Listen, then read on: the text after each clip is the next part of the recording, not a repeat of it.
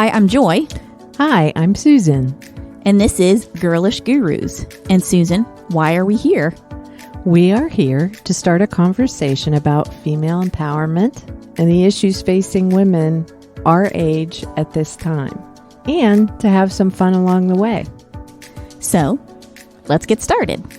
Okay.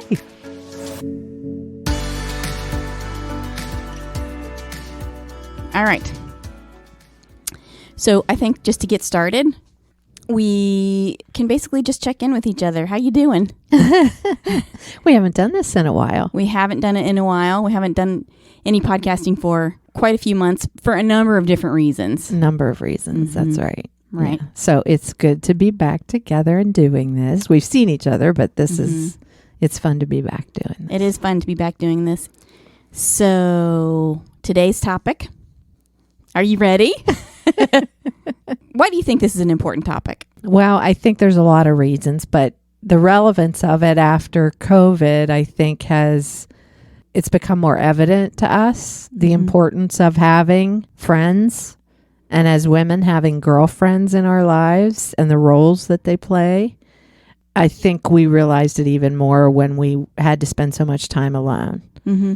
So to me, I don't know what I've done had I not had my girlfriends to talk to and interact with during that time. And we did it however we could. Absolutely.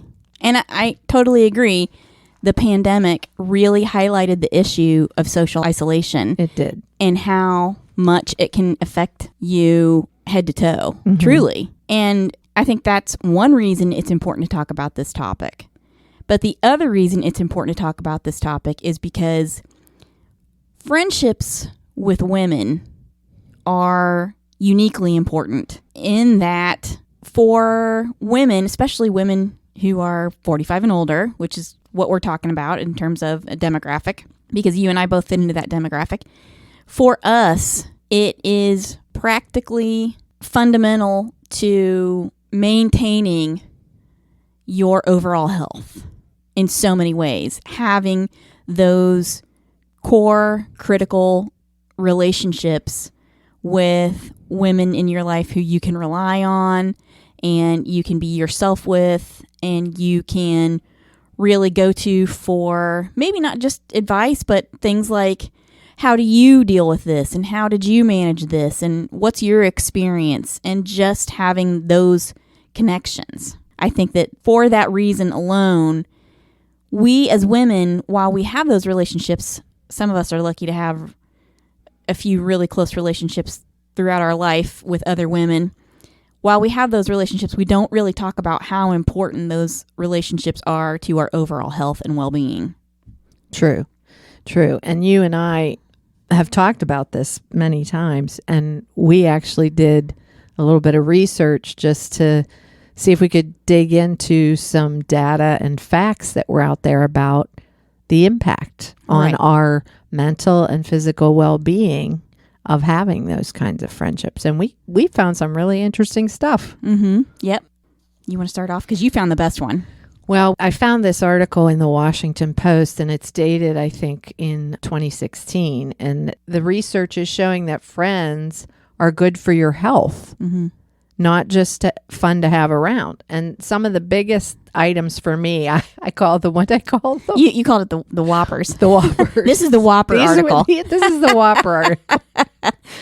So here are some of the facts that we found in there, the data that is scientifically supported from the article.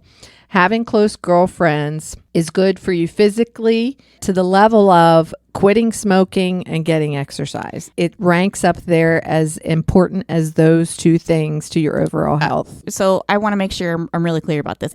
What you're saying is, according to this article, and that's based on a study, right? Having friendships is as good for you health-wise as stopping smoking or getting exercise. Correct. Right. Okay, so this means Girls' Night Out. Girls' Night Out is practically the same thing as going to the gym. Yeah. Yeah. I think that's important for everyone to know. Get with your girlfriends. It's better than going to the gym. Now, you may consume more calories in the form of wine and bonbons, but that is true. But here's one of the big facts that just blew my mind when we were looking at this article. So in 2015, there were 70 different studies done with 3.4 million people that found that the absence of social connections carried the same health risk as smoking up to 15 cigarettes a day, and that loneliness led to worse outcomes than obesity. Oh my God. And this was true for people of all different ages. That blows my mind. That's just, you got to just sit with that for a second. That's so being lonely or being socially isolated, and against the backdrop of the pandemic, that's even more of a potent statistic. right, because that even emphasizes more all these statistics we've been seeing about, sadly, suicide and mental health issues that have increased. Gosh, 15 cigarettes a day and led to worse outcomes than obesity, did you say? Yes. Wow. That's amazing. It is. That's just an astounding statistic, or an astounding finding, I should say. Yes. Wow. And if you want to read this article from the Washington Post, I'll put a link to it in the description of the website. Yeah, it was really quite interesting. So what did the article have to say about friendships and relationships? Well, I think a big thing is the quality of your friendships over the quantity. That's important, that you want to have deep relationships, not just a bunch of, fluffy ones. Well, a fluffy friendship can be a fun friendship, I guess. But I think as women, that's not an issue for us. No. Actually, this next article that we found on healthline.com talks a lot about the science behind female friendship. This particular author was speaking from her own perspective and talking about the relationships that she had over her lifetime and how she just had that core group of women from, I think, grade school and college, and then networking at work, I think. Mm-hmm. She developed some of these relationships, and those core relationships really sustained her throughout her life, particularly because she's a single woman. Correct. Right? So some of the quotes from her article are really, really good. And from this person, Elisa Ruby Bash, she had a really good quote that says, research shows that women, possibly more than men, need to maintain those connections. It increases serotonin and oxytocin, the bonding hormones. And she goes on to cite a study at Stanford that confirms this, as did a UCLA study showing that in times of stress, women don't just experience the drive toward fight or flight, they also release oxytocin. This hormonal surge can compel women to tend and befriend, also known as protect their families if they have them, and connect with other women. So this article was really good in that she talks about a particular characteristic of female relationships that I think is really important for us to highlight, and that is really quality female relationships that are enduring and strong are candid, and they are no judgment zones, basically. And that's different than relationships you might have with other people who are important in your life, like your spouse or your family members, who bring whatever their judgments are to the table. And you have to maintain those relationships too, because again, they're your spouse and your family members. I mean, they are with you for the duration of your life, hopefully, and they bring with them their own complications. Whereas relationships with girlfriends, that's a whole different type of relationship. And I know exactly what she's talking about. I have close friends who, you being one of them, who I can go to and talk with about deeply personal things. Yeah, I would agree. Yeah. It's hard because the other thing too is I think with the friends like as you and I have become, and then some others that I have, like, even though we may disagree on things, there's this unconditional love there that, okay, well, we might not agree on that, but we know who each other is in the core of our being, and that's who we love. And just because we might have a few things that we differ opinions on doesn't change that relationship. Right. Right. And we still respect one another, and respect that respect for one another allows us to have our own opinions and be our own selves and still love one another. Right. That's so important. And I really think that women, when we come to the table with that intention, we're very good at that. We're very good at being able to say, okay, you and I differ on this, but to me, the relationship is more valuable than being right. Exactly. That's exactly it. Yeah. Yeah. And we can agree to disagree. But we have to have that intention, because women can also be catty, of course. Yes. But I think when we, as women, we have that intention as a top priority, then we're very successful managing relationships where there are fundamental differences. And sometimes that can even become the best part of the relationship. Right, because you sort of challenge one another. You sort of challenge one another, or you get to see a different perspective. Right. And if they can be open-minded towards that, then at least you're educating one another, and you're saying, all I'm asking you to do is think of this. Right. There's another side to this. Think of this. And that's healthy for all of us. Incredibly healthy. So another thing she talks about, which I thought was important, she says, of course, girlfriends can become closer than family. I think it goes back to what she said earlier, and that is relationships between girlfriends are no judgment zones, basically. They're very candid relationships. She also highlights the idea that loneliness can be lethal. And I quote from her article, according to the Indian Journal of Psychiatry, it's the perception that one is alone, not the objective reality of how many connections someone has, that creates the most damage. This pathological loneliness, which can contribute to a variety of health problems, is growing more and more common. And that's just astounding to me. And I think it's something that is easily fixed.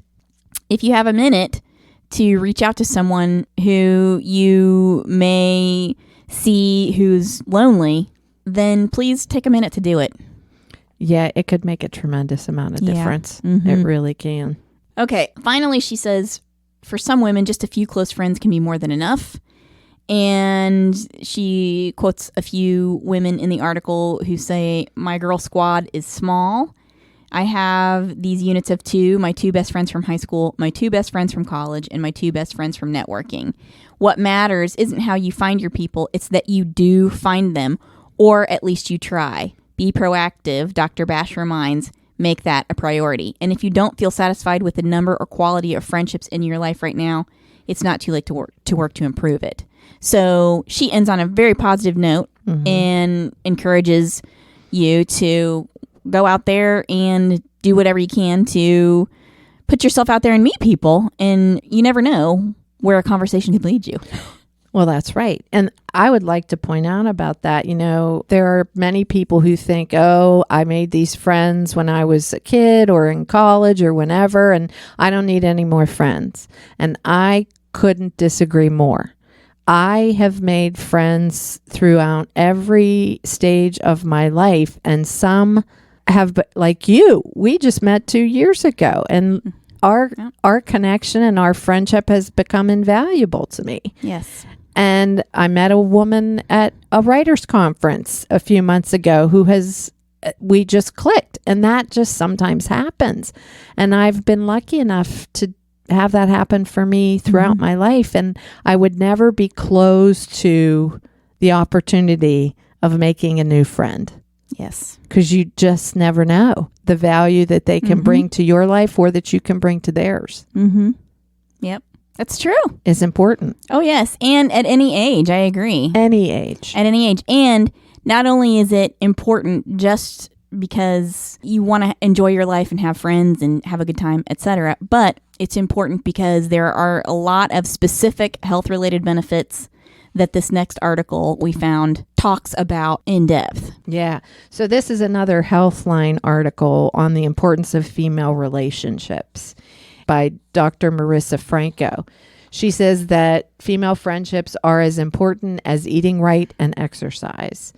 She also says that she wishes she could prescribe friendship to people. She said it has to be a two-way street, though. How the relationships look doesn't matter. It's the quality of the relationship that does. What I think is funny is she says she wishes she could prescribe friendship. I know. But that just shows you how important it has become.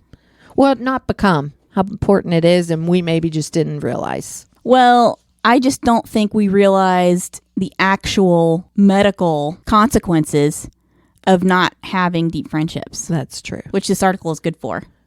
And the benefits of having. Mm-hmm. So they cited, 9 different things that female friendship can contribute to as far as the quality of our lives and health are concerned?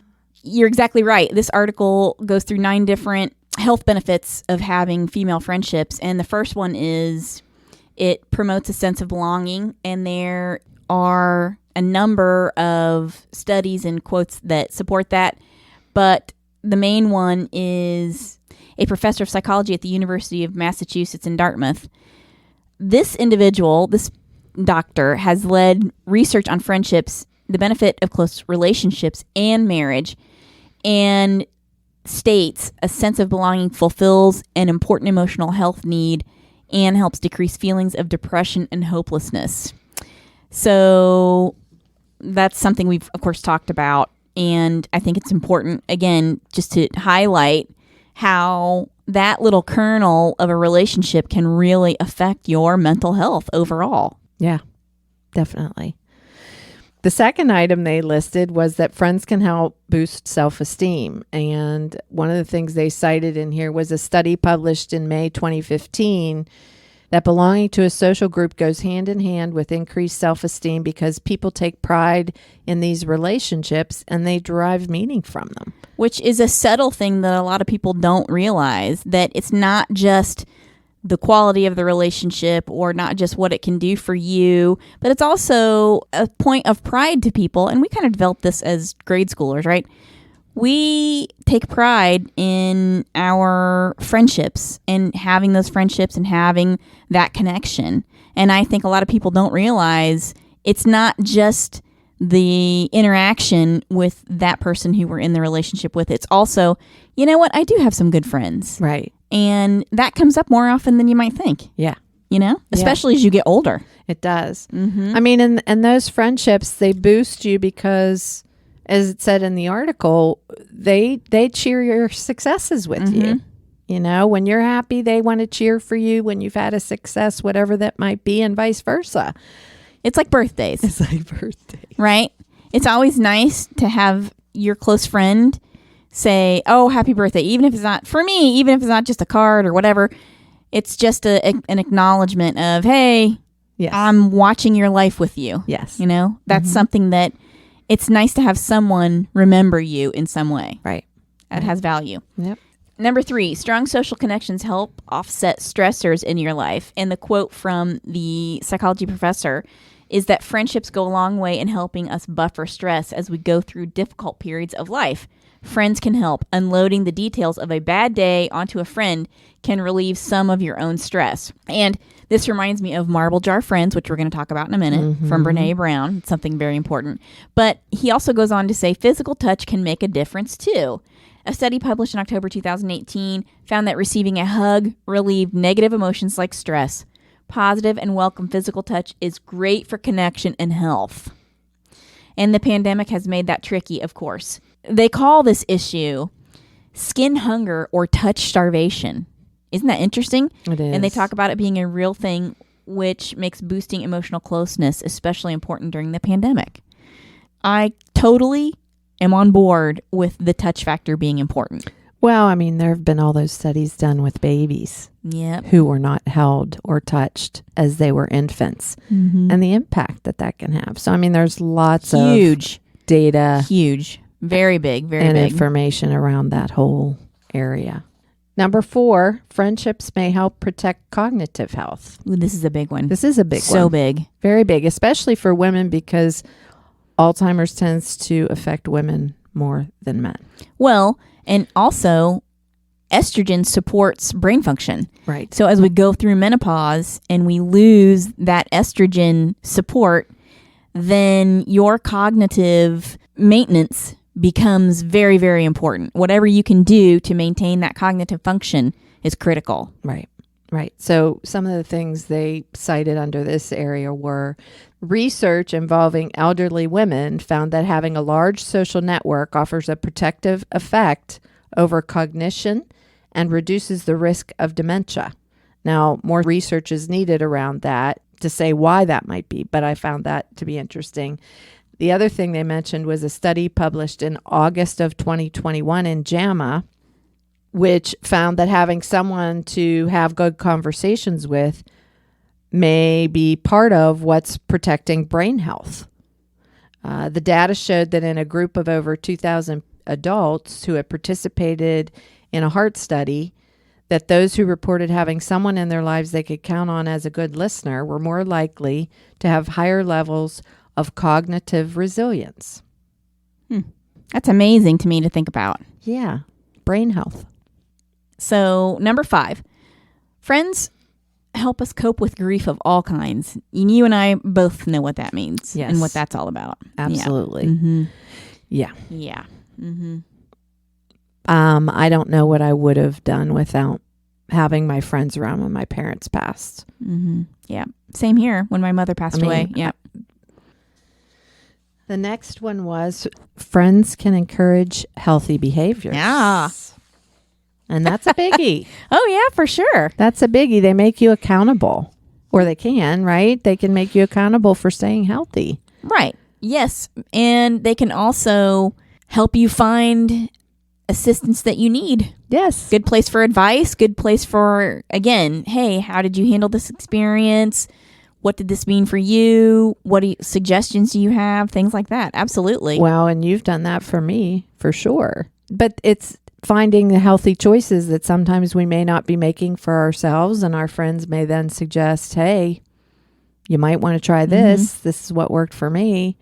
Because they want to see you stay healthy. Of course. Right? Absolutely. They want you around. So I don't just want my friends around. I want them to feel great. Yes. Because I love them. Living I want their them, best life. Right. I want them to be at their optimal health, and I just want them to feel good, you know? Right. Mm-hmm. So, number 7, staying socially connected to others may lower the risk of long-term health problems. And I think that kind of goes hand in hand with number 6. But I do want to note one particular thing that this article pointed out, and that is a review published in May 2020 in Neuroscience and Behavioral Reviews found that social isolation and loneliness may be linked with inflammation. That blows my mind. That is just astounding to me. I know. It is. It is astounding because inflammation is a big bad baddie. It's a big bad baddie. It's the basis of heart disease, arthritis, stroke, and Alzheimer's. Autoimmune diseases as well. Yes. Mm-hmm. It's astounding to me how damaging inflammation can be. Mm-hmm. It really is. And just to know that social interaction can help alleviate that, I mean, that's a no-brainer. Mm-hmm. That's such an easy thing to do. Yes. Go have coffee with a friend. Call your whoever. Call your family. Just make an effort to socialize. Right. These articles do point out that sometimes relationships can have the opposite effect. So be careful how you choose. Right, exactly. Mm-hmm. Mm-hmm. And if someone is a toxic person for you, then you might want to kind of avoid that. But that's a whole other different conversation as well. However, the fact that a social interaction can help you with inflammation is just an astounding finding to me. It really is. The other thing that I think we talked about too is the Mayo Clinic stated that having strong social ties has been linked with a lower risk of depression and healthier blood pressure and body mass indexes. Well, that means it can keep you thinner. So there you go. There you go. That's a no-brainer. Although I find hanging out with some of my girlfriends, again, there's consumption of calories in the form of chocolate and cake. Perhaps a glass of wine. Yes. That's funny. Oh, my. Okay, next one. Strong relationships may help us live longer. The big takeaway from this one was the difference in mortality risk didn't come down to age, gender, or even medical problems, but positive social connections with others. This research that was done shows that those who have more social integration, whether that be marital status, number of friends, involvement with friends, had the biggest health boost. That's amazing to me. Mm-hmm. That's just amazing to me. Yep. Again, no brainer. Yes. So if you can, get out and about. The more social you can be, the better it's going to be for your health. The better it's going to be for your health. Yes. Who knew being a social butterfly was a good thing? Well, I don't know, but my 3rd grade teacher told me it was bad. I'm just saying. Number 9, healthy friendships tend to make us happier. And I love this one. Studies have shown that a strong social circle, as measured by study participants' cell phone activity, dun dun dun, was a better predictor of happiness and general wellness than fitness tracker data, such as heart rate and physical activity. Can you believe that? I know. And here folks are saying, oh, technology is a bad thing. Well, we know that it's not always a bad thing. We've read that in articles as well. I think even the Washington Post article mentioned that. Yes. That sometimes technology can be a bad thing, but sometimes it can be a good thing because you can stay connected through social media. They go on to say it helps you associate with happy people, especially if they live close by. Research involving more than 4,000 adults showed that having a happy friend who lives within a mile from you increases your own likelihood of being happy by 25%. 25%. Isn't that amazing? That is. And seeing them regularly, that needs to be a part. I'm telling you, corporate America needs to build in socialization breaks. They do. To the workday. Yeah. Mm-hmm. That just needs to be a thing. It just does. You know? And here, all these years, we were being told it was a bad thing. Yes. No. Work. And no more talking. Less talking, more working. Yeah. When really, the opposite is true. I knew it. My 3rd grade teacher was wrong. I knew it. I knew it then. I know it now. Well, and who knew when we were growing up? I mean, I've always been a social person. But me too. Who knew growing up that by making all these friendships and being out there and being social that you were adding to your health? I mean, if I'd have known that, I'd have done it even more. Susan, we're prodigies. Who knew? Oh, goodness. Tales of a 3rd grade prodigy. That's me. I wish I could go back and talk to my 3rd grade teacher, who actually I did like. She was really nice. Her name was Miss Chesterson. But I wish I could go back and say to her, hey, that black mark you put on my chart because I'm talking too much, I'm going to tell you, that's just going to make me healthier. Mm-hmm. See, even being social when you're in college and stuff is not a bad thing. No. That's adding to your absolutely longevity. And you know what else it's adding to? It's adding to your marble jar friends. This is a neat topic here. Right. And right. I kind of think we should start winding up a little bit. Yeah. With this story. Yeah. Because when I heard it the first time, I was actually sitting with my sister-in-law and we were watching her Netflix special. Yeah. And I think that's the first time I ever heard her talk about this. And she tells a story about her daughter, Ellen. Of course, if anybody hasn't read Brené Brown's books, I strongly encourage you to do it. They're so good. Ditto. All of them. Yeah, so good. Her latest one, Atlas of the Heart, I think. Mm-hmm. I recently had an opportunity to read some of it. So good. It's just so good. But she talks about her daughter Ellen being in the 3rd grade and having that experience at school, and that's how she begins to explain what she calls marble jar friends. And she talks about trust being like a marble jar, right? Yes. And you actually researched a little bit more about this. Yeah. So she talks about how our friendships are developed over whatever time period, and that each thing you do for a friend or each builder, each event you go through together is a trust builder, and that doing that, those things, though whatever they may be, adds marbles to the friendship jar.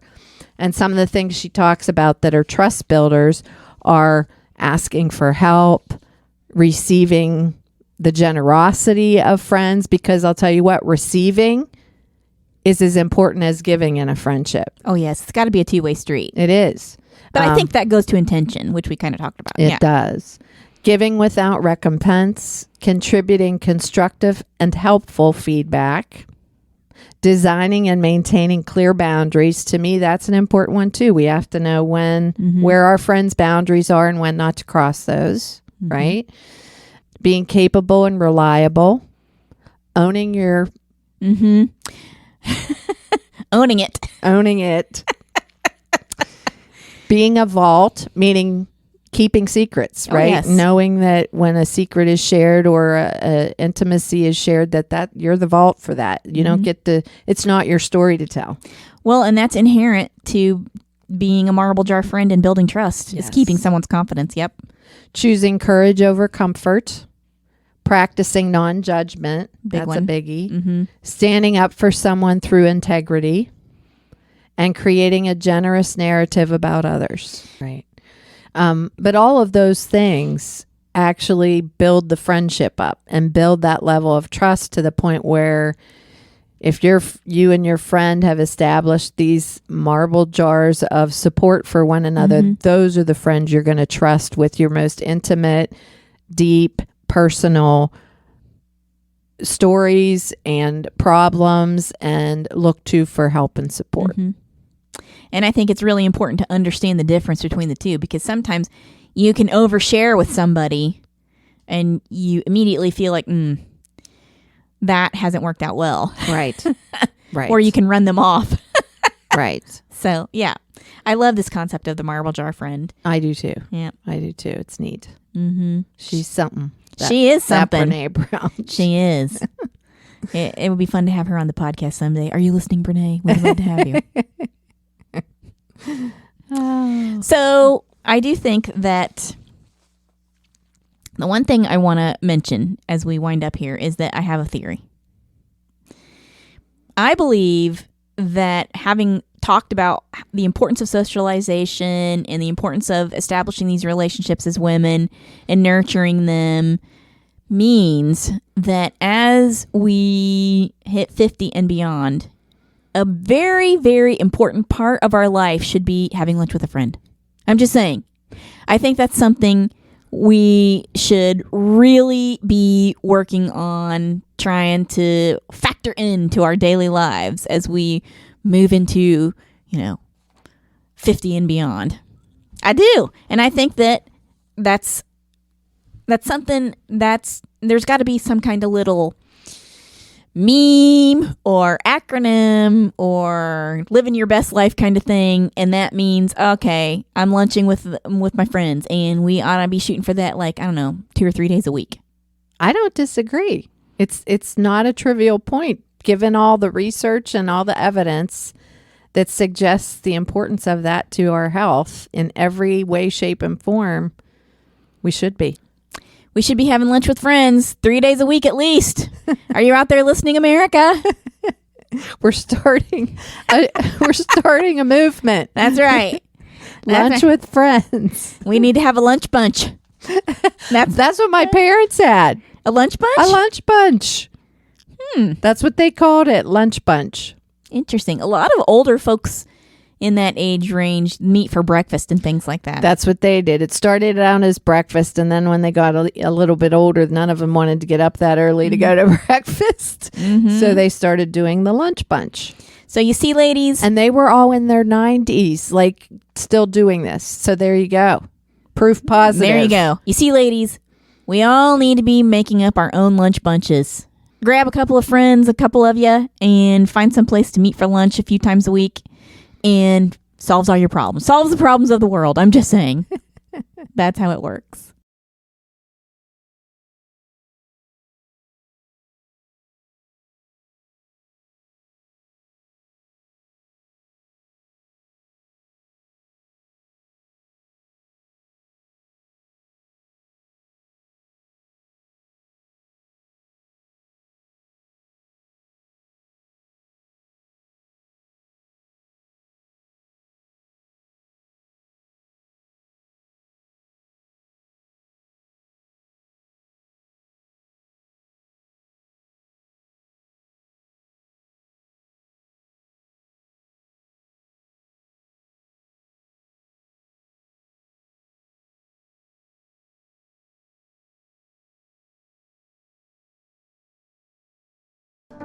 Thanks for listening to this episode of Girlish Gurus. We hope you'll join us next time for a new, interesting, and fun topic. Be sure to check the description of this episode for any links or information about the episode's topics and to find us on our social media platforms. And don't forget to download this episode, give it a good review, and share it with your girlfriends. The more interaction we get, the more episodes we can post. Thanks, everyone. Thanks. Bye-bye. Bye.